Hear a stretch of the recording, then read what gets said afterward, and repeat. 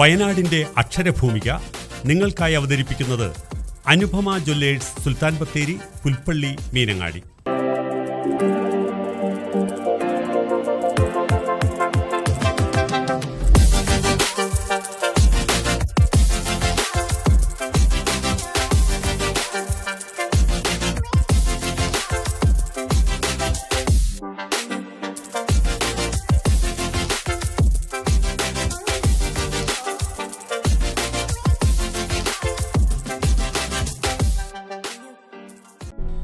വയനാടിന്റെ അക്ഷരഭൂമികയിൽ നിറസാന്നിധ്യമായ ഒരാളെ പരിചയപ്പെടുത്തുമ്പോൾ മലയാളത്തിന്റെ പ്രിയ സാഹിത്യകാരി KR മീരയുടെ വാക്കുകളിൽ തുടങ്ങുകയാണ്.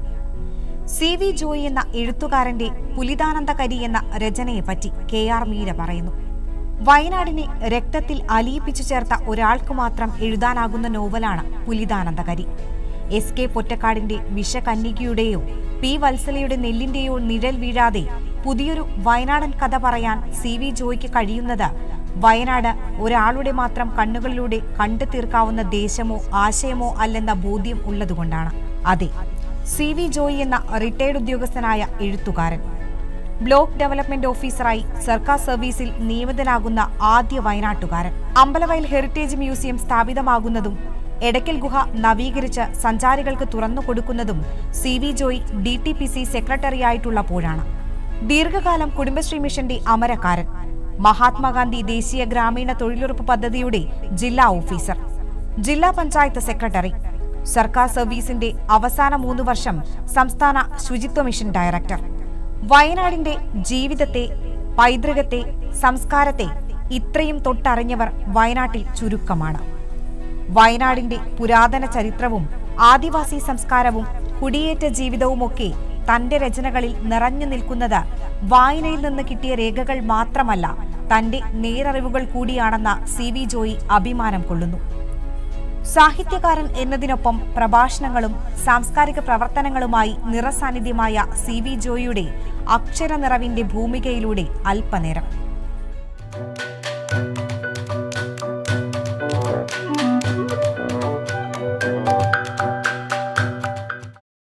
നമസ്കാരം. വയനാടിൻ്റെ പ്രിയപ്പെട്ട സാഹിത്യകാരന്മാരെ, എഴുത്തുകാരെ പരിചയപ്പെടുത്തുന്ന സാഹിത്യ സംവാദ പരിപാടിയിലേക്ക് മലനാട് ചാനലിൻ്റെ എല്ലാ പ്രേക്ഷകർക്കും സ്വാഗതം. ഇന്ന് നമ്മോടൊപ്പമുള്ളത് നിരവധി വൈജ്ഞാനിക ഗ്രന്ഥങ്ങളും അതുപോലെ തന്നെ സർവകലാശാല വിദ്യാർത്ഥികൾക്ക് വേണ്ടിയുള്ള പുസ്തകങ്ങളും മറ്റ് സർഗാത്മക കൃതികളും എഴുതി പ്രശസ്തനായിട്ടുള്ള ഗവൺമെൻറ് സർവീസിൽ നിന്ന് വിരമിച്ച പ്രിയപ്പെട്ട CV ജോയി അവർകളാണ്. സാർ, സ്വാഗതം. വളരെയധികം സന്തോഷത്തോടു കൂടിയാണ് സാറുമായി ഈ ഒരു സംവാദത്തിൽ ഏർപ്പെടുന്നത്. കാരണം വയനാടിൻ്റെ നിരവധി ചരിത്രങ്ങളെ താങ്കൾ പുസ്തകമാക്കിയിട്ടുണ്ട്. അപ്പം അതുകൊണ്ട് തന്നെ ചരിത്ര വിദ്യാർത്ഥികൾക്കും വയനാടിൻ്റെ ചരിത്രമറിയാത്ത നിരവധി പേർക്കും ഇത്തരം കാര്യങ്ങൾക്ക് അത്യാവശ്യം ആണ് എന്നുള്ളതിൻ്റെ ഒരു വ്യക്തമായ സൂചനയോടുകൂടിയാണ് താങ്കളുടെ മുന്നിലേക്ക് എത്തിയിട്ടുള്ളത്. ഞാൻ ആദ്യമായിട്ട് തന്നെ താങ്കളുടെ ഒരു വളരെ പ്രധാനപ്പെട്ടൊരു പുസ്തകമാണ് വയനാട്ടിലെ ഗോത്ര സമുദായങ്ങൾ എന്ന് പറയുന്ന പുസ്തകം. കാരണം കാലം എത്ര മുന്നോട്ട് പോയാലും ഗോത്ര സമുദായങ്ങൾ എത്രമാത്രം പുരോഗമന തലത്തിലേക്ക് എത്തിയാലും അവരെക്കുറിച്ചുള്ള ചരിത്രത്തിന് വളരെയധികം പ്രാധാന്യമുണ്ട്. അപ്പോൾ അതുകൊണ്ട് തന്നെ ആ പുസ്തകത്തെക്കുറിച്ച് താങ്കൾക്ക് പറയാനുള്ളത് എന്താണ്? താങ്കൾ സൂചിപ്പിച്ചതുപോലെ വയനാട്ടിലെ ഗോത്ര സമുദായത്തിന് ഒട്ടേറെ സവിശേഷതകളുണ്ട്. അവരുടെ ജീവിതത്തെക്കുറിച്ചും സംസ്കാരത്തെക്കുറിച്ചും ഏകദേശം ഒരു 5 വർഷം നീണ്ടുനിന്ന ഒരു പഠനം ഞാൻ നടത്തുകയുണ്ടായി. ഗവേഷണ വിഷയമാക്കണം എന്നുള്ള ആഗ്രഹത്തോടു കൂടിയായിരുന്നു ഞാനത് പുറപ്പെട്ടത്. അതിനുവേണ്ടി ക്രിത്താർട്സിലും സെൻറ്റർ ഫോർ ഡെവലപ്മെൻറ്റ് സ്റ്റഡീസിൻ്റെ ലൈബ്രറിയിലും കേരള യൂണിവേഴ്സിറ്റിയുടെയും കോഴിക്കോട് യൂണിവേഴ്സിറ്റിയുടെയൊക്കെ ലൈബ്രറിയിൽ കുറേ മാസങ്ങൾ ഞാൻ ചെലവഴിച്ചിരുന്നു. അതിൽ ചില കണ്ടെത്തിയ അനുഭവങ്ങൾ, ഗോത്ര സമുദായത്തിലെ മൂപ്പന്മാർ എന്നോട് പങ്കുവച്ച ഒത്തിരി കാര്യങ്ങൾ, ഇതൊന്നും പൊതുസമൂഹത്തിന് അറിയുന്നതല്ല. അപ്പോൾ അത് പൊതുസമൂഹത്തോട് പറയണമെന്നുള്ള ഒരു വലിയ ആഗ്രഹം എനിക്കുണ്ടായി. അതിൽ ഉദാഹരണം പറഞ്ഞാൽ, വയനാട്ടിലെ ഗോത്ര സമുദായത്തിന് രാമായണത്തെക്കുറിച്ച് ആഖ്യാനമുണ്ട്. അങ്ങനെ അതാണല്ലോ ക്ലാസിക് കൃതിയുടെ ഒരു സവിശേഷത എന്ന് പറയുന്നത്. ഒരു ക്ലാസിക് കൃതി എന്ന് പറയുമ്പോൾ അതിനെ അതിജീവിച്ച് കൃതികൾ ഉണ്ടാവുകയും പുതിയ വ്യാഖ്യാനം ഉണ്ടാവുകയും ചെയ്യും. നിരവധി വ്യാഖ്യാനങ്ങൾ അതേപോലെ വയനാട്ടിലെ ഗോത്ര സമുദായത്തിനും അങ്ങനെ രാമായണത്തെക്കുറിച്ച് ഒരു വ്യാഖ്യാനം ഉണ്ടെന്നുള്ളത് പലർക്കും അറിയില്ല. അതിൽ തന്നെ രസകരമായ ഒരു സംഭവമുണ്ട്. രാവണൻ സീതയെ അപഹരിച്ച് കൊണ്ടുപോവുകയാണ്. ഇപ്പോൾ പുഷ്പവിമാനത്തിൽ ഇങ്ങനെ ആകാശത്തുകൂടി കൊണ്ടുപോകുമ്പോൾ സീത കരഞ്ഞ് പറയുന്നുണ്ട്, ഞാൻ ഭാര്യയുള്ള ഭർത്താവുള്ള ഒരു സ്ത്രീയാണ്, പതിവ്രതയാണ്, എന്നെ ഉപദ്രവിക്കരുത്, എന്നെ വിടണമെന്നെല്ലാം പറയുന്നുണ്ട്. രാവണൻ കേൾക്കുന്നില്ല. അങ്ങനെ ഇവരുടെ പുഷ്പവിമാനം ലങ്കയോടടുത്ത് കടലിൻ്റെ മുകളിലെത്തി. അപ്പോഴേക്കും എത്ര കരഞ്ഞ് പറഞ്ഞിട്ടും രാവണൻ വിടില്ല എന്നും സീതയ്ക്ക് ഉറപ്പായി. ഇയാൾ കൊണ്ടുപോകുന്നത് തന്നെ ബലാത്കാരമായി പ്രാപിക്കാനാണെന്ന് തിരിച്ചറിഞ്ഞ സീത വലത് കൈകൊണ്ട് അവളുടെ ജനനേന്ദ്രിയം വലിച്ചു പറിച്ച് പുറത്തേക്ക് എറിയുകയാണ്. അത് കടലിൽ ചെന്ന് വീണ് ശങ്കായി മാറിയെന്നാണ് ഈ ഗോത്ര സമുദായത്തിൻ്റെ രാമായണ കഥയിലെ ഒരു വേർഷൻ. ഒരുപക്ഷെ അത്തരമൊരു വ്യാഖ്യാനം മറ്റുള്ളവരൊന്നും വായിച്ചിട്ടില്ല എന്നുള്ളത് മറ്റൊരു സത്യം കൂടിയാണ്. അതെ അതെ അതെ അതെ കറക്റ്റാണ്.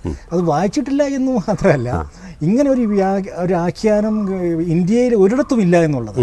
കാരണം ഒരു ശത്രുവിൻ്റെ മുമ്പിൽ നിസ്സഹായ സ്ത്രീ ഇങ്ങനെ ചെയ്തതിലൂടെ ശത്രു നിരായുധനായി പോയി. ഇങ്ങനെ ഒരു സംഭവം ഇന്ത്യയിലാവട്ടെ ലോകത്തെ ക്ലാസിക്കുകളാവട്ടെ ഉണ്ടെന്ന് എൻ്റെ അറിവിൽ ഇതുവരെ ഇല്ല.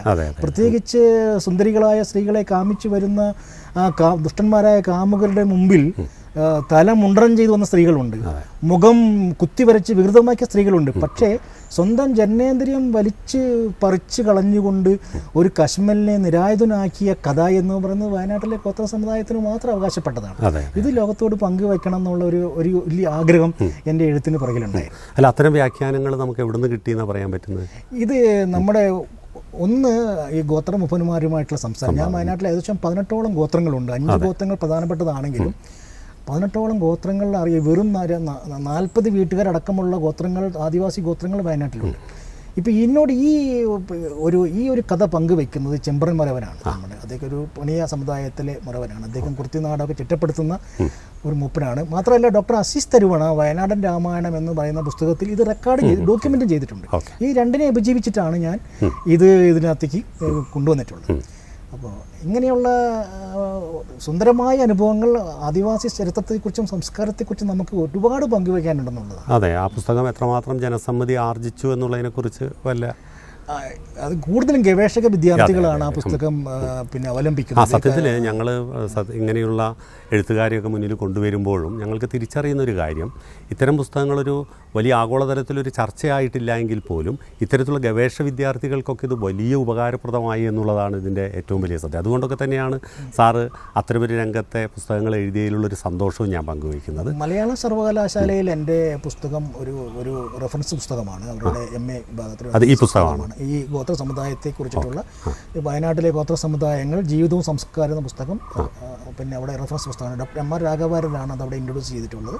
അതുപോലെ എൻ്റെ അറിവിൽപ്പെട്ട എൻ്റെ അടുത്ത് വന്നിട്ടുള്ള ഒരു 10ഓളം വയനാട്ടിലെ ആദിവാസികളെക്കുറിച്ച് ഗവേഷണം നടത്തുന്ന ഒരു 10ഓളം സർവകലാശാല വിദ്യാർത്ഥികൾ എന്നെ വന്ന് കാണുകയും ഈ പുസ്തകം അവിടെ പ്രധാന റെഫറൻസ് ആയിട്ട് ഉപയോഗിക്കുകയും ചെയ്യുന്നുണ്ട്.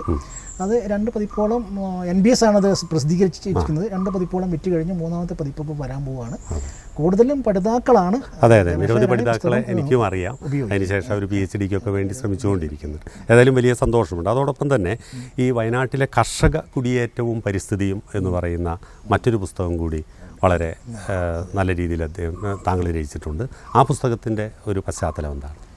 ഞാൻ ഇതിൻ്റെ ഭാഗമായിട്ട് തന്നെ അടുത്ത ഒരു ലക്ഷ്യമായിട്ട് ഞാൻ വയനാട്ടിലെ കർഷക കുടിയേറ്റം കൂടി പഠിക്കുകയുണ്ട്. അതിൻ്റെ പിറകിലും ആ വിഷയം എൻ്റെ ഒരു ഗവേഷണ വിഷയമാക്കണം എന്ന ലക്ഷ്യത്തോടു കൂടി മുമ്പോട്ട് പോയതാണ്. അങ്ങനെ മുമ്പോട്ട് പോയപ്പോഴും ഇതേപോലെ ഒരുപക്ഷെ മറ്റ് കുടിയേറ്റ ചരിത്രത്തിലൊന്നും പറയാത്ത അല്ലെങ്കിൽ പൊതുസമൂഹത്തിന് അറിയാത്ത അത്ര സവിശേഷമായ അനുഭവങ്ങൾ എന്നോട് പലരും പങ്കുവയ്ക്കുന്നുണ്ട്. ഉദാഹരണത്തിന് ഞാൻ ഇവിടെ നെന്മേനി തന്നെ കോളിയാടിയിൽ ഒരു വൃദ്ധ, അവർ 40കളിൽ എത്തിയതാണ്. 1940കളിൽ വയനാട്ടിൽ വന്ന ഒരു വൃദ്ധയെ കണ്ടു കഴിഞ്ഞപ്പോൾ അവരുടെ അമ്മയുടെ അനുഭവം പറഞ്ഞു. അവരുടെ അമ്മയ്ക്ക് ഒരു മോളുണ്ടായിരുന്നു. അവരുടെ വല്യാമ്മയെക്കുറിച്ചാണ്. മോളുണ്ടായിരുന്നു. മോൾക്ക് ഒരു കുഞ്ഞുണ്ടായി. ആ കുഞ്ഞിന് 1 വയസ്സായപ്പോഴേക്കും അതിന് കലശലായ പനി, അസുഖമെല്ലാം വന്നു. എന്താണെന്ന് മനസ്സിലാവുന്നില്ല. വയനാട്ടിലെ നാടൻ മരുന്നുകളും പച്ചമരുന്നെല്ലാം കൊടുത്തിട്ടും അസുഖം മാറാത്തതുകൊണ്ട് കോഴിക്കോട് കൊണ്ടുപോയി. കോഴിക്കോട് നിന്ന് കോട്ടപ്പുറത്ത് ആണ് സ്ത്രീകളുടെയും കുട്ടികളുടെയും ആശുപത്രി ഉള്ളത്. അവിടെ കൊണ്ടു ചെന്ന് കഴിഞ്ഞെങ്കിലും കുഞ്ഞ് മരിച്ചുപോയി. പക്ഷേ കുഞ്ഞ് മരിച്ച ശേഷം അതിനെ വയനാട്ടിൽ കൊണ്ടുവരാനാണെങ്കിൽ ടാക്സികളൊന്നും ഇല്ല, കിട്ടുകയില്ല. പിന്നെ 2 ബസ്സാണ് ഉള്ളത്. കരി കൊണ്ട് ഓടുന്ന 2 ബസ്സുകളാണ് വയനാട്ടിലേക്ക് ചുരം കയറി വരുന്നത്. അവർ പറയുന്ന കൂലിയാണ്. അത് മാത്രമല്ല അവർ ശവശരീരം ബസ്സിൽ കയറ്റുകയില്ല. അപ്പോൾ കുഞ്ഞിൻ്റെ ശവശരീരം സ്വന്തം വീട്ടിലേക്ക് കൊണ്ടുവന്ന് പള്ളിയിൽ അടക്കാൻ പറ്റില്ല എന്ന് അറിഞ്ഞ വഴി ഈ കുഞ്ഞിൻ്റെ മാതാവ് കൂടെയുണ്ട്, അതിൻ്റെ വല്യാമ്മയും കൂടെയുണ്ട്, കോഴിക്കോട് അവരാണ് ഉള്ളത്. അപ്പോൾ കുഞ്ഞിൻ്റെ മാതാവ് അലച്ച് കരയാൻ തുടങ്ങി. അവൾക്ക് ഒരു കാരണവശാലും കോഴിക്കോടത്തെ പൊതുശ്മശാനത്തിൽ കുഞ്ഞിനെ പിന്നെ സംസ്കരിക്കുന്നത് തയ്യാറല്ലായിരുന്നു. അവളുടെ കരച്ചിൽ കണ്ടിട്ട് ഈ വലിയാമ്മ ഈ മരിച്ച 1 വയസ്സുള്ള ആ കുഞ്ഞിൻ്റെ ബോഡി എടുത്ത് തോളയിലിട്ടിട്ട് ഒരു തോർത്ത് മുണ്ടുകൊണ്ട് പുതപ്പിച്ച്, കോട്ടപ്പുറം എന്ന് പറയുന്നത് മാനാഞ്ചേരിയാണ്, അവിടെ നിന്ന് നേരെ നടന്ന് പാളയത്തു നിന്നാണ് വയനാട്ടിലേക്കുള്ള ബസ് പുറപ്പെടുന്നത്. പാളയത്ത് വന്ന് ബസ്സിൽ കയറി. അപ്പോൾ കണ്ടക്ടർ വന്നപ്പോൾ ഇത് കുഞ്ഞ് ഉറങ്ങുന്ന രീതിയിൽ ഇങ്ങനെ പുറം തട്ടിക്കൊണ്ടിരുന്നു. അപ്പോൾ സ്വന്തം അമ്മയുടെ തോളിൽ കിടക്കുന്നത് മരിച്ച കുഞ്ഞാണെന്നറിയുന്ന സ്വന്തം അമ്മ വിതുമ്പുന്നുണ്ടെങ്കിലും ആ അമ്മയെ നോട്ടം കൊണ്ട് ശാസിച്ച് സ്വന്തം കുഞ്ഞ് ഉറങ്ങുകയാണ്, അല്ലാതെ അത് മരിച്ചിട്ടില്ല എന്ന ഒന്ന് ഭാവത്തിലും നാട്യത്തിലുമാണ് ആ ബോഡി വയനാട്ടിലെത്തിച്ച് മലങ്കര പള്ളിയിൽ കൊണ്ട് അടക്കുന്നത്. ഇത്തരം അനുഭവങ്ങളെക്കുറിച്ച് തേടിപ്പോയപ്പോൾ ഇത് വായനക്കാരായിട്ട് പങ്കുവയ്ക്കണം എന്നുള്ളൊരു ആഗ്രഹത്തിലാണ് ഞാനത് എഴുതിയത്. ഇങ്ങനെയുള്ള ഒട്ടേറെ കാര്യങ്ങൾ 28-ൽ നമ്മുടെ വന്ന് 40-കളിലും 50-കളിലും 60-കളിലും വയനാട്ടിൽ കുടിയേറിയ കർഷകൻ്റെ ജീവിതത്തിലെ ഒട്ടേറെ കാര്യങ്ങൾ ഇങ്ങനെ പങ്കുവെച്ചുകൊണ്ട് പുറം ലോകത്തെ അറിയിക്കുക എന്നൊരു ലക്ഷ്യമായിരുന്നു ആ ബുക്കിൻ്റെ പുറകിലുണ്ടായത്. അല്ല, അത് വലിയൊരു കാര്യമാണ്. കാരണം പുതിയ തലമുറയ്ക്ക് ഇത്തരം കാര്യങ്ങളെക്കുറിച്ചൊന്നും യാതൊരു ബോധ്യവുമില്ല. അവരിത് കേൾക്കുമ്പോൾ തന്നെ ഒരുപക്ഷെ ഇങ്ങനെയൊക്കെ സംഭവിച്ചിട്ടുണ്ടാകുമോ, ആധുനിക കാലഘട്ടത്തിലെ പ്രശ്നങ്ങളെ ബന്ധപ്പെടുത്തിക്കൊണ്ട് മാത്രമല്ലേ അവരിതിനെക്കുറിച്ച് ചിന്തിക്കുകയുള്ളൂ. അപ്പോൾ ഏതായാലും താങ്കൾ പറഞ്ഞ ഓരോ കാര്യങ്ങളും പുതിയ തലമുറയ്ക്ക് വലിയ പ്രചോദനമെന്ന് ഞാൻ ഉദ്ദേശിക്കുന്നത് പഴയ ചരിത്രത്തെ മനസ്സിലാക്കുവാനുള്ള ഒരു പ്രചോദനം നൽകുന്നതാണ്. അപ്പോൾ ഇനി ഞാൻ പ്രവേശിക്കുന്നത്, എനിക്കൊക്കെ ഒരു ഭാഗ്യം കിട്ടിയിട്ടുണ്ട്, താങ്കളുടെ പുസ്തകം സർവകലാശാലയിൽ പ്രത്യേകിച്ച് പ്രീ ഡിഗ്രി വിദ്യാർത്ഥികൾക്ക് പഠിക്കാനായിട്ടുണ്ടായിരുന്നു. പൊളിറ്റിക്സ്, ഇക്കണോമിക്സ് തുടങ്ങിയിട്ടുള്ള. അന്ന് അത് ഏത് കാലഘട്ടത്തിലാണ് ആ പുസ്തകം എഴുതിയത്? അത് പ്രീ ഡിഗ്രി കാലഘട്ടത്തിലാണ്. പ്രീ ഡിഗ്രി കാലഘട്ടത്തിൽ നമ്മുടെ ഇപ്പോൾ +2 വരുന്നതിന് മുമ്പ് പ്രീ ഡിഗ്രി കാലഘട്ടത്തിൽ പൊളിറ്റിക്കൽ സയൻസ്, ഇക്കണോമിക്സ്, ആ 2 പുസ്തകങ്ങൾ, അതെ, രണ്ടും ഞാൻ പഠിച്ച പുസ്തകങ്ങൾ കൂടിയാണ്. പുസ്തകങ്ങളുടെ അത് പ്രത്യേകിച്ച് എഴുത്തും മലയാളത്തിലേക്ക് മാറിക്കൊണ്ടിരിക്കുകയായിരുന്നു. അതേവരെ ഞാനൊക്കെ പഠിക്കുമ്പോൾ ഇംഗ്ലീഷിൽ മാത്രമേ പ്രീ ഡിഗ്രി വിദ്യാഭ്യാസം ഉണ്ടായിരുന്നുള്ളൂ, എഴുതാനും ഇംഗ്ലീഷിലേ പറ്റുമായിരുന്നു. പെട്ടെന്ന് നമ്മുടെ മലയാള ഭാഷയെ കൂടി പ്രൊമോട്ട് ചെയ്യണം എന്നുള്ളത് കൊണ്ട് കൂടി ഭാഗമായിട്ടാണ് അഖിലേന്ത്യാ തലത്തിൽ ഹിന്ദിക്കൊക്കെ പ്രാധാന്യം കിട്ടിയതുപോലെ സബ്ജക്റ്റുകൾ മലയാളത്തിലും എഴുതാം, ഇന്നിപ്പോൾ IAS വരെ മലയാളത്തിൽ എഴുതാം എന്ന ഒരു സാഹചര്യത്തിൽ പ്രീ ഡിഗ്രിയുടെ എക്കണോമിക്സും ചരിത്രവും പൊളിറ്റിക്കൽ സയൻസും മലയാളത്തിൽ വന്നു. അന്ന് പുസ്തകങ്ങൾ മലയാളത്തിലുണ്ടായിരുന്നില്ല, ഇംഗ്ലീഷിലുണ്ടായിരുന്നു. ആ ഒരു സാഹചര്യത്തിലാണ് ഞാൻ കോഴിക്കോട് സർവകലാശാലയിലെ പ്രീ ഡിഗ്രി വിദ്യാർത്ഥികൾക്ക് വേണ്ടി പൊളിറ്റിക്കൽ സയൻസും ഇക്കണോമിക്സും, രാഷ്ട്രജ്ഞാനം, സാമ്പത്തിക ശാസ്ത്രം എന്ന പേരിൽ പുസ്തകങ്ങൾ എഴുതി. അതൊരു 5 കൊല്ലത്തോളം ആ പുസ്തകങ്ങൾ കുട്ടികൾ പഠിക്കുകയും +2 വന്നതോടുകൂടി NCERT സിലബസ് വന്നതോടുകൂടിയാണ് ആ പുസ്തകം ഇല്ലാതായി. അതൊരു പക്ഷേ സാഹിത്യവുമായി ബന്ധപ്പെട്ട ഒരു ചോദ്യമല്ല, അത്തരത്തിലുള്ളൊരു മാറ്റം. കാരണം സാറൊക്കെ പഠിച്ചിരുന്ന കാലഘട്ടത്തിൽ ഇംഗ്ലീഷിൽ മാത്രമേ എഴുതാൻ പാടുള്ളൂ എന്നുള്ളൊരു നിർബന്ധ ബുദ്ധി ഉണ്ടായിരുന്നു. അതിനുശേഷം ഭാഷാപരമായിട്ടുള്ള, അതിനിപ്പോൾ മലയാളമൊക്കെ ശ്രേഷ്ഠ ഭാഷയായിട്ട് അംഗീകരിക്കപ്പെടുന്ന ഒരവസ്ഥയിലേക്കൊക്കെ പോകുമ്പോൾ ഇത്തരം നമ്മുടെ പ്രാദേശിക ഭാഷയിൽ പരീക്ഷ എഴുതുന്നതിനെക്കുറിച്ച് ഞാൻ പറഞ്ഞല്ലോ, സാഹിത്യവുമായിട്ട് ബന്ധപ്പെട്ടൊരു ചോദ്യമല്ല, പക്ഷേ ഈ രംഗത്തെ ഒരു അധികായൻ എന്നൊക്കെ ഞാൻ വിശ്വസിക്കുന്ന ഒരാളായതുകൊണ്ടാണ് അത്തരമൊരു ചോദ്യം ചോദിക്കാൻ കാരണം. നമ്മുടെ ഭാഷയിൽ പഠിക്കുന്നത് കൊണ്ടോ എഴുതുന്നത് കൊണ്ടോ യാതൊരു തകരാറുമില്ല. ഒരു പക്ഷേ 10ാം ക്ലാസ് വരെ മലയാള മീഡിയത്തിൽ പഠിച്ചു വന്ന കുട്ടികൾ കോളേജിലേക്ക് വരുമ്പോൾ പെട്ടെന്ന് ഇംഗ്ലീഷ് ഭാഷയിലേക്ക് മാറുന്നത് കൊണ്ട് അവർ സബ്ജക്റ്റ് പഠിച്ചെടുക്കുന്നതിന് വലിയ ബുദ്ധിമുട്ട് നേരിടുന്നു. ഇംഗ്ലീഷ് മീഡിയം സ്കൂളിൽ നിന്ന് വന്ന കുട്ടികൾക്ക് ആ ബുദ്ധിമുട്ടുണ്ടായിരുന്നില്ല. അതിൻ്റെ ഒരു വേർതിരിവ് മുകളിലേക്കുള്ള വിദ്യാഭ്യാസത്തെ റിഫ്ലക്റ്റ് ചെയ്തിരുന്നു. പക്ഷേ പ്രീ ഡിഗ്രി കാലം കഴിയുന്നതോടുകൂടി അവരതിനെ മറികടന്നിരുന്നു. ഇംഗ്ലീഷ് ഭാഷയ്ക്ക് വളരെ പ്രാധാന്യം കൊടുത്തുകൊണ്ടൊരു സിലബസ് ആ പ്രീ ഡിഗ്രിക്ക് ഉണ്ടായിരുന്നത്. അപ്പോൾ അതുകൊണ്ട് അതിനെ അവർ കുട്ടികൾ വളരെ മറികടന്നിരുന്നെങ്കിൽ പോലും മലയാള ഭാഷയിൽ പഠിക്കുക, അത് പരീക്ഷ എഴുതുക എന്ന് പറയുന്നത് തന്നെയാണ് വേണ്ടത്. പക്ഷേ നമ്മുടെ ഒരു ആളുകൾ ലോകത്തെല്ലായിടത്തും ജോലി തേടി പോകുന്നു എന്നുള്ളത് കൊണ്ടും മലയാളിയുടെ വിദ്യാഭ്യാസമാണ് അവനെ ലോകത്തെല്ലായിടത്തും എത്തിച്ചെന്നുള്ളത് കൊണ്ടും ഇംഗ്ലീഷിൻ്റെ ഒരു പ്രാധാന്യം കുറയ്ക്കാൻ പാടില്ല. അതൊരു ഭാഷ എന്ന നിലയിൽ കാര്യഗൗരവത്തോട് പഠിക്കണം. പക്ഷേ സബ്ജക്റ്റുകൾ മലയാളത്തിൽ തന്നെ പഠിക്കുകയോ എഴുതുകയോ ചെയ്യുന്നതുകൊണ്ട് അത് നല്ലതാണെന്നത് അഭിപ്രായക്കാരനാണ്. അതെ, ഞാൻ സാന്ദർഭികമായിട്ട് ചോദിച്ചു എന്ന് മാത്രമേ ഉള്ളൂ. ഇനി ഞാൻ ഏറ്റവും പ്രധാനപ്പെട്ട ഒരു പുസ്തകത്തിലേക്ക്, കാരണം എനിക്ക് ബോധ്യമുള്ളതാണ് അത് താങ്കൾ ഈ അടുത്ത കാലഘട്ടത്തിൽ എഴുതി പ്രസിദ്ധീകരിച്ചു, എന്നാൽ അതിൻ്റെ ആദ്യ പ്രതികൾ മുഴുവൻ വിറ്റ് തീർന്ന പുലിതാനന്ദഗരി എന്ന് പറയുന്ന വളരെ പ്രശസ്തമായിട്ടുള്ള ഒരു കൃതി. ഞാനത് പ്രശസ്തം എന്ന് പറയാനുള്ള മറ്റൊരു കാരണം കൂടിയുണ്ട്. ഇതിന് ആമുഖം എഴുതിയിട്ടുള്ളത്, അവതാരിക എഴുതിയിട്ടുള്ളത് മലയാളത്തിൻ്റെ പ്രിയപ്പെട്ട എഴുത്തുകാരി KR മീരയാണ്. അപ്പോൾ ഈ പുസ്തകത്തെ സംബന്ധിച്ചിടത്തോളം ദുരിതത്തിൻ്റെയും അതിജീവനത്തിൻ്റെയും ഒരു കഥയായിട്ടാണ് അതിനെ വായിച്ചറിഞ്ഞവരെല്ലാം ഉൾക്കൊണ്ടിട്ടുള്ളത്. ആ പുസ്തകത്തെക്കുറിച്ച് താങ്കൾക്ക് പറയാനുള്ളത്? ശരിക്കും പറഞ്ഞാൽ ഈ ഗോത്ര സമുദായങ്ങളെക്കുറിച്ചും വയനാട്ടിലെ കുടിയേറ്റ കർഷകനെക്കുറിച്ചുമുള്ള അന്വേഷണമാണ് ഇങ്ങനെ ഒരു നോവൽ എഴുതാൻ എനിക്ക് പ്രേരണയായി. ഒരു വൈജ്ഞാനിക ഗ്രന്ഥം എന്ന് പറയുമ്പോൾ അതിൻ്റെ വായനക്കാർക്കൊരു പരിധിയുണ്ട്. ഗവേഷണ വിദ്യാർത്ഥികളും അതുപോലുള്ള ആളുകളും മാത്രമാണ് ഈ വൈജ്ഞാനിക ഗ്രന്ഥങ്ങൾ വായിക്കുന്നത്. പക്ഷെ ഒരു നോവലാകുമ്പോഴേക്കും കുറേ കൂടി വിശാലമായ ഒരു വായനക്കാരിലേക്ക് എത്തിക്കാൻ പറ്റുന്ന ഒരു ബോധ്യത്തിലാണ് ഞാൻ ഈ നോവൽ എഴുതിയത്. അതിൽ ഇതുപോലെ തന്നെ എൻ്റെ ജീവിതവുമായിട്ട് ബന്ധപ്പെട്ട ഒരുപാട് അനുഭവങ്ങൾ അതിനകത്തുണ്ട്. അപ്പോൾ പുലിതാനന്ദഗിരി എന്ന നോവലിലെ കേന്ദ്ര കഥാപാത്രങ്ങൾ എന്ന് പറയുന്നത് സൂസന്നയും കാവിലനുമാണ്. കാവിലൻ വേരൻ പിന്നെ ചീര എന്ന പണിയ ദമ്പതികളുടെ മകനാണ്. അതൊരു സേവ്യറച്ചൻ്റെ ഒരു ഓർമ്മക്കുറിപ്പുകളായിട്ട് സേവ്യറച്ചൻ്റെ ഓർമ്മക്കുറിപ്പുകളായിട്ടാണ് നോവൽ മുമ്പോട്ട് പോകുന്നത്. അതിൽ പ്രധാന കഥാപാത്രമായിട്ട് വരുന്ന ഒരു നായക സങ്കല്പം എന്ന് പറയാം കാവിലനും സൂസന്നയ്ക്കും. അതിൽ സൂസന്നയാവട്ടെ പിന്നെ അവതയുടെയും റാഹേലിൻ്റെയും മകനാണ്, കുടിയേറ്റ കർഷകൻ്റെ മകനാണ്. ഇവരുടെ തമ്മിലുള്ള പ്രണയവും ഒക്കെയാണ് അവരുടെ ദുരന്തവുമാണ് ഇതിൻ്റെ കേന്ദ്ര കഥാപാത്രം. ഇതിലൊരു അനുഭവമുണ്ട്. ഈ സൂസന്നയ്ക്ക് എപ്പോഴും വിശപ്പാണ്. അപ്പോൾ സൂസന്നയുടെ അവതയുടെ വീട്ടിൽ തന്നെയാണ് അടുത്ത് തന്നെ കുടിൽ കെട്ടിയിട്ടാണ് ഈ പിന്നെ വേരനും ചീരയും താമസിക്കുന്നത്. സൂസന്നെ കരയുമ്പോൾ ഈ ചീര സൂസന്നെ എടുത്തു കൊണ്ടുപോവുകയും അതിന് മുല കൊടുക്കുകയും ചെയ്യും. കാരണം കാവിലിന് അതേ പ്രായമാണ്. മുല കൊടുത്തു കഴിഞ്ഞാൽ അതിന് ഉറക്കുന്ന ഒരു അനുഭവമുണ്ട്. ഇത് ഞാൻ എൻ്റെ ജീവിതത്തിൽ നിന്ന് പകർത്തിയതാണ്. എൻ്റെ വീട്ടിൽ തന്നെ ഇതേ പേരുള്ള വേരനെന്നും ചീരയെന്നും പേരുള്ള ഒരു പണിയ ദമ്പതികൾ ജോലിക്കാരായിട്ടുണ്ടായിരുന്നു. അവർ താമസിച്ചിരുന്നത് ഞങ്ങളുടെ വീട്ടിൽ തന്നെയുള്ള ചായ്പിലായിരുന്നു. അപ്പോൾ ഈ ചീരയ്ക്ക് പിന്നെ ഒരു മകളുണ്ട്, എൻ്റെ പ്രായമുള്ളൊരു മകളുണ്ടായിരുന്നു. എനിക്ക് ഏകദേശം അതേ പ്രായമാണ്. അപ്പോൾ വൈകുന്നേരം ഞാനിങ്ങനെ വാശി പിടിച്ച് കരയുകയോ സങ്കടപ്പെട്ട് കരയുകയോ ഒക്കെ ചെയ്യുന്ന സമയത്ത് ഈ ചീര എന്നെ എടുത്തുകൊണ്ട് പോകും. ചീര എടുത്തുകൊണ്ട് പോയിട്ട് ചീര എനിക്ക് മുല തരും. കാരണം ചീരയ്ക്ക് അതേ പ്രായമുള്ള മോളുണ്ട്. അങ്ങനെ ആ മുല കുടിച്ച് ഞാൻ ഉറങ്ങിക്കഴിയുമ്പോൾ പിന്നെ തിരിച്ച് എൻ്റെ അമ്മച്ചിക്ക് എന്നെ കൊണ്ട് കൊടുക്കുന്ന എന്തിനാ ചീര അവൻ കരഞ്ഞെന്ന് ചോദിച്ചാൽ അതിന് പള്ള പായിച്ചിട്ട് ആ പാപ്പത്തി എന്ന് പറയും. ഇങ്ങനെ ഇതേ അനുഭവമാണ് ഞാൻ അനുഭവിച്ച അതേ സംഭവമാണ് ഞാൻ സൂസനയിലൂടെ ഈ നോവലിലേക്ക് കൊണ്ടുവന്നത്. ഇപ്പം ഞാനൊന്ന് പറയട്ടെ, ഒരുപക്ഷെ ആ ചീരയുടെയൊക്കെ ഒരു മുലപ്പാൽ നുകരാൻ പറ്റിയത് കൊണ്ടായിരിക്കാം ഗോത്ര സമുദായത്തെക്കുറിച്ച് പറയുമ്പോൾ എൻ്റെ അകക്കണ്ണൊന്ന് തുറന്നു വരും എന്ന് ഞാൻ സ്വയം അഭിമാനിക്കാറുണ്ട്. നമ്മളെ പുലിതാനന്ദഗിരിയെക്കുറിച്ച് ഒന്നുകൂടി ഒന്ന് സംക്ഷിപ്തമായിട്ട് കിട്ടുകയാണെങ്കിൽ വായനക്കാർക്ക് അത് വളരെ ഉപകാരപ്രദമാണ്.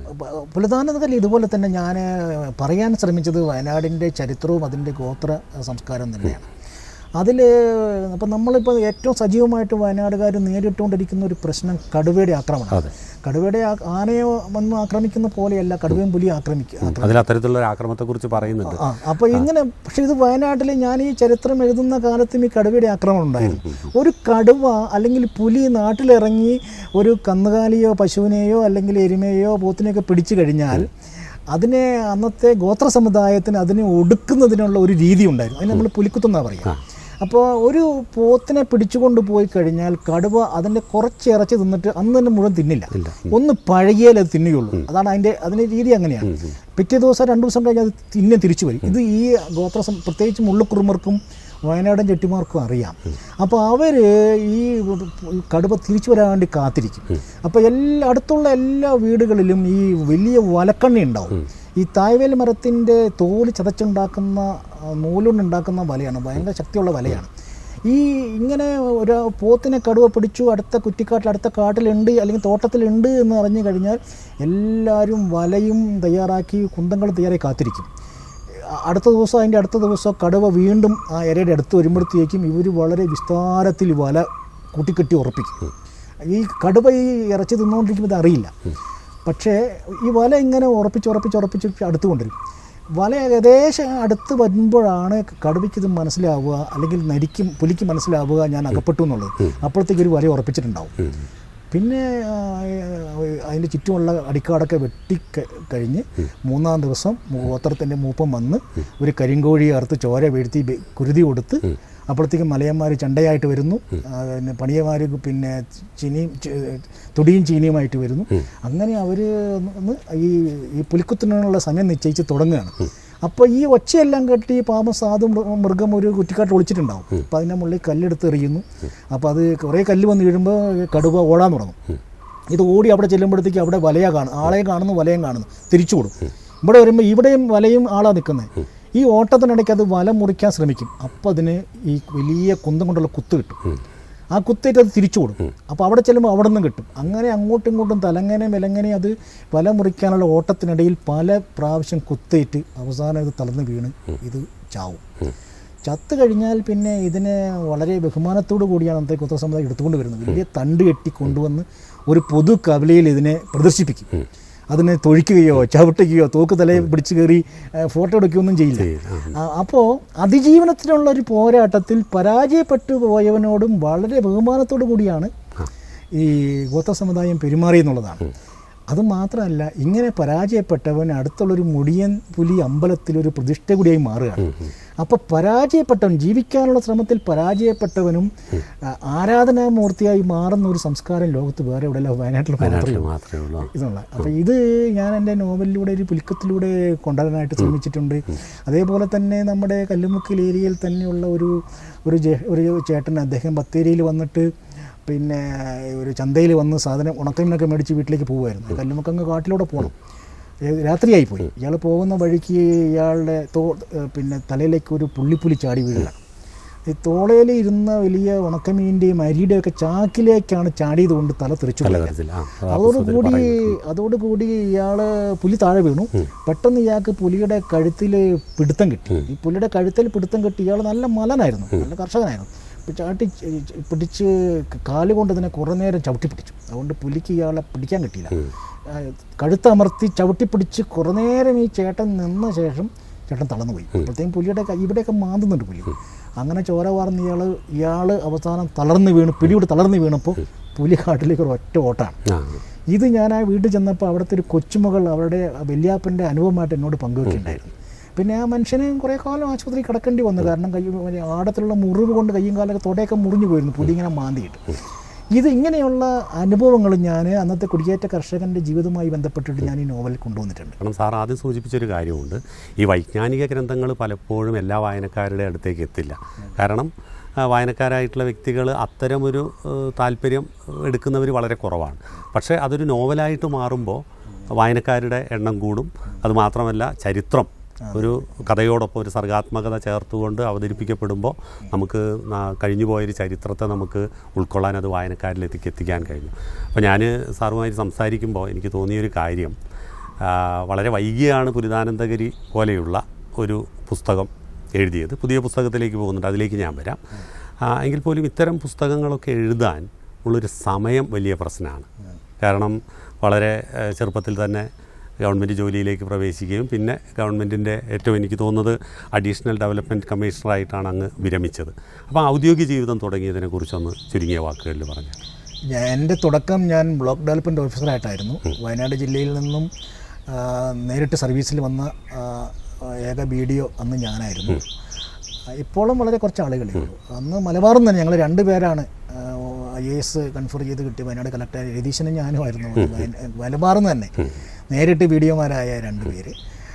അതിനുശേഷം ഞാൻ കുടുംബശ്രീയുടെ ജില്ലാ മിഷൻ കോർഡിനേറ്ററായിട്ട് ദീർഘകാലം ജോലി ചെയ്തു. വയനാട് DTPCയുടെ സെക്രട്ടറി ആയിരുന്നു. ആ സമയത്താണ് എടക്കൽ പിന്നെ ഹെറിറ്റേജ് മ്യൂസിയം ഉണ്ടാവുകയും എടക്കലിൽ അതിൻ്റെ പുനരുദ്ധാരണം നടന്ന ടൂറിസ്റ്റുകളെ, അതിന് മുമ്പ് ചെറിയ രീതിയിൽ ഉണ്ടായിരുന്നെങ്കിലും ടൂറിസ്റ്റുകളെ സ്വീകരിക്കുന്ന രീതിയിലേക്ക് അത് മാറുകയും ചെയ്തപ്പോഴാണ്.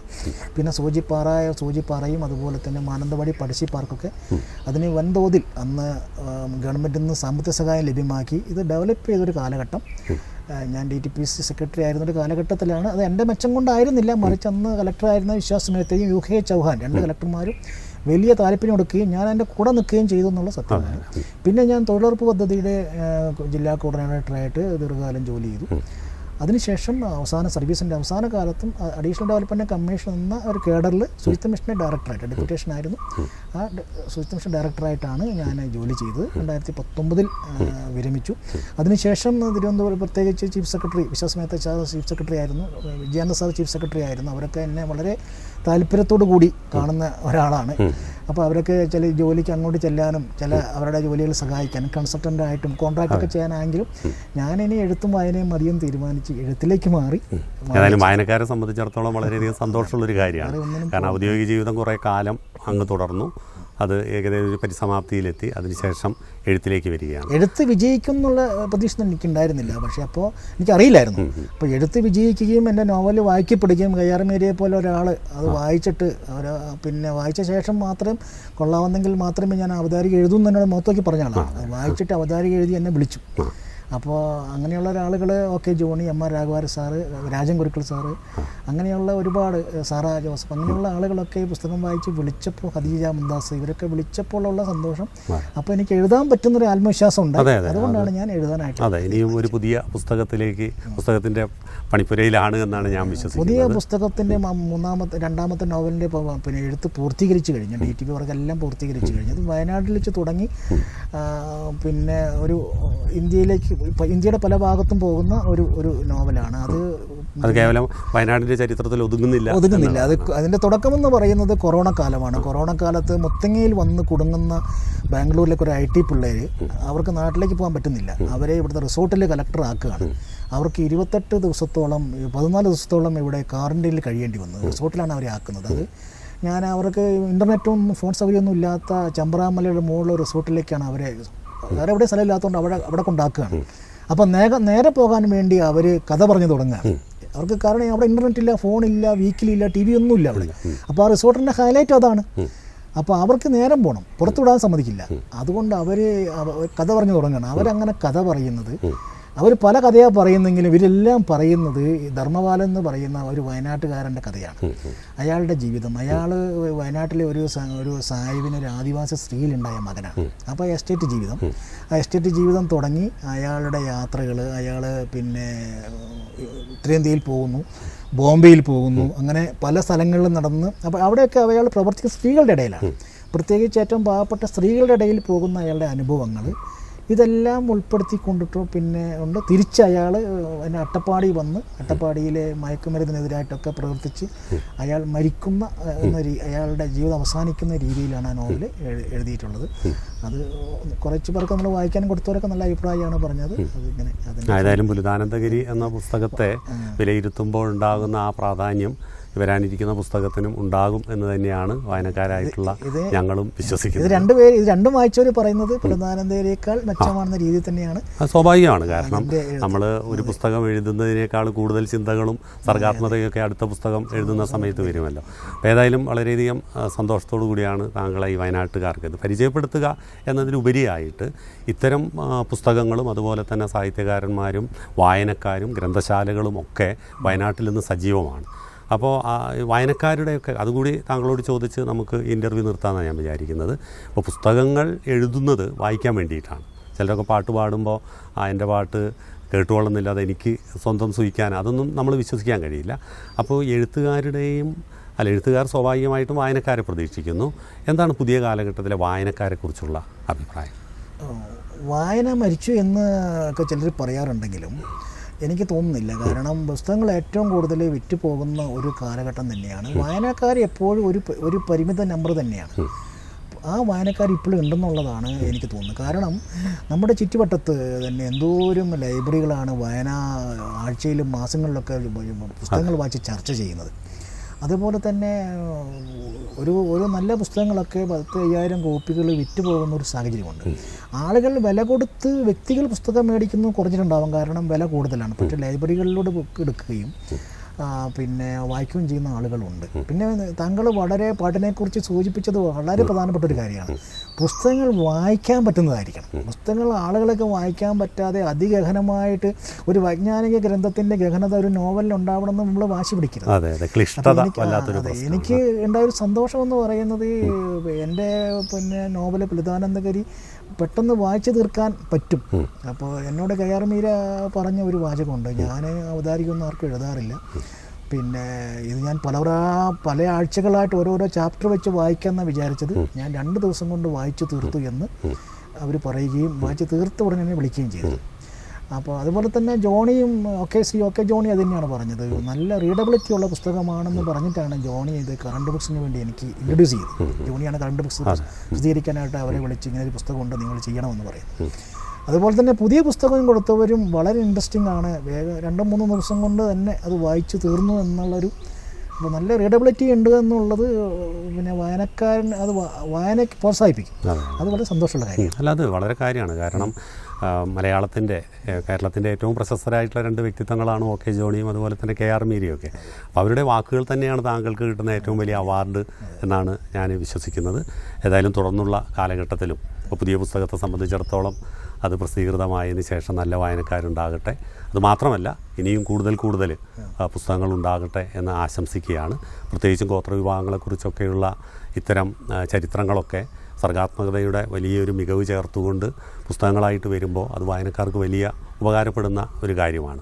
ഏതായാലും പ്രിയപ്പെട്ട CV ജോയ് എന്ന എഴുത്തുകാരനെ നമ്മൾ പരിചയപ്പെട്ട് കഴിഞ്ഞു. ഇനിയും വയനാടിൻ്റെ പ്രിയപ്പെട്ട നിരവധി എഴുത്തുകാരെ പരിചയപ്പെടുത്തുന്ന ഒരു എപ്പിസോഡായിട്ട് ഇത് മാറും. എല്ലാവർക്കും നമസ്കാരം.